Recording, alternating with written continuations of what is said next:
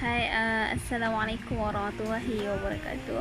Nama saya Munirah binti Abdul Karim.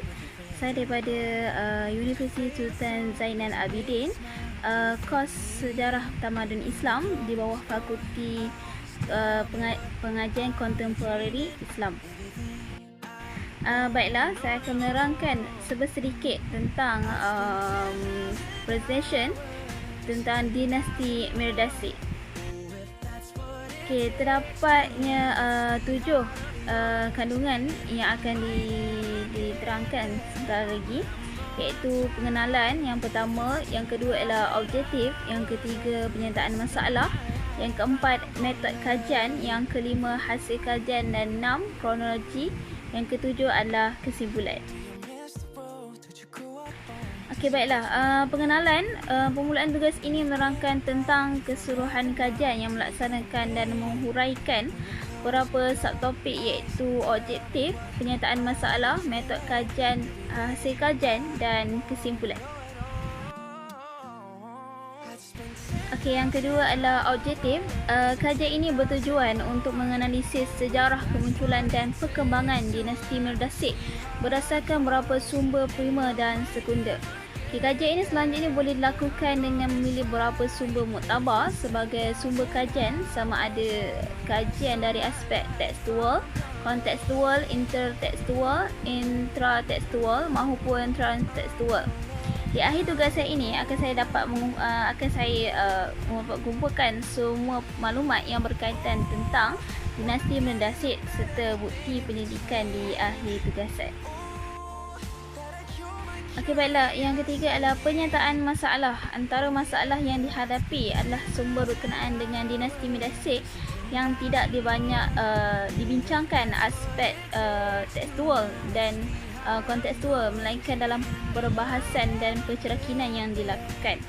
Mengkaji latar belakang dinasti Mirdasi dari segi kedudukan dan keadaan pemerintahan, dan akhir sekali menganalisis beberapa sumber primer sekunder yang telah digunakan dalam penyelidikan. Okay, baiklah. Metod kajian adalah metodologi kajian merupakan kaedah teknik yang mereka bentuk, mengumpul dan menganalisis data supaya dapat menghasilkan bukti yang menyokong suatu kajian yang dibuat. Okay, terus kedua, kajian ini menggunakan kaedah kualitatif dalam instrumen analisis kandungan, sumber dan ulasan. Dalam hal ini berdasarkan hasil penelitian sumber primer dan observasi sumber sekunder yang diperoleh, juga mendedahkan beberapa maklumat berkenaan sejarah dinasti Mirdasi dan pemerintahannya, terutama dalam aspek politik dan hubungan pihak luar.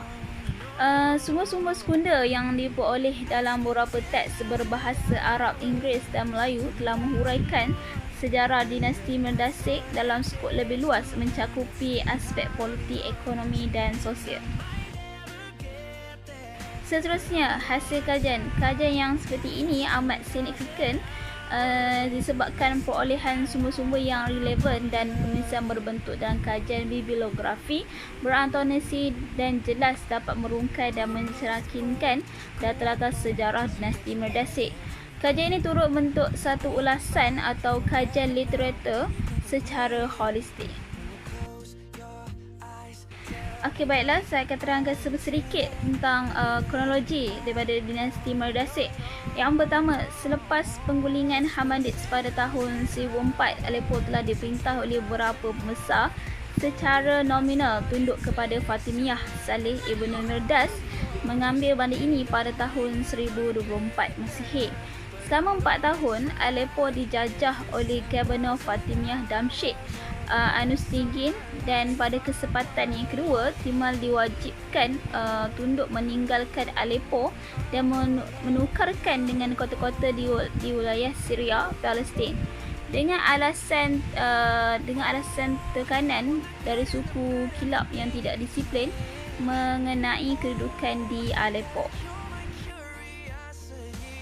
Okey, yang ketiga daripada kronologi, pengaruh Mirdasi di Aleppo dilemahkan oleh perselisihan antara upahan Turki yang telah dipaksa oleh Amir untuk merekrut dan suku Kilabi, dan pada tahun 1076 Masihi, perang saudara Mirdasit Sabik Al-Wahtab berlaku.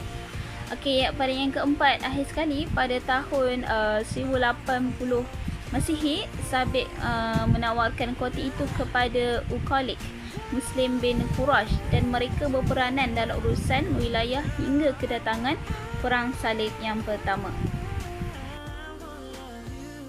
Akhir sekali di bahagian kesimpulan, secara kesimpulannya daripada kajian mengenai dinasti Mirdasit, dalam muka satu pengetahuan dan pemahaman mengenai sejarah dan latar belakang kerajaan dan pemerintahan yang berlaku sejak penubuhan sehingga kejatuhannya.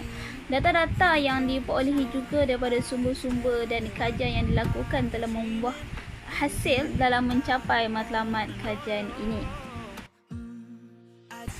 Itu saja daripada saya. Sekian, terima kasih. Assalamualaikum warahmatullahi wabarakatuh.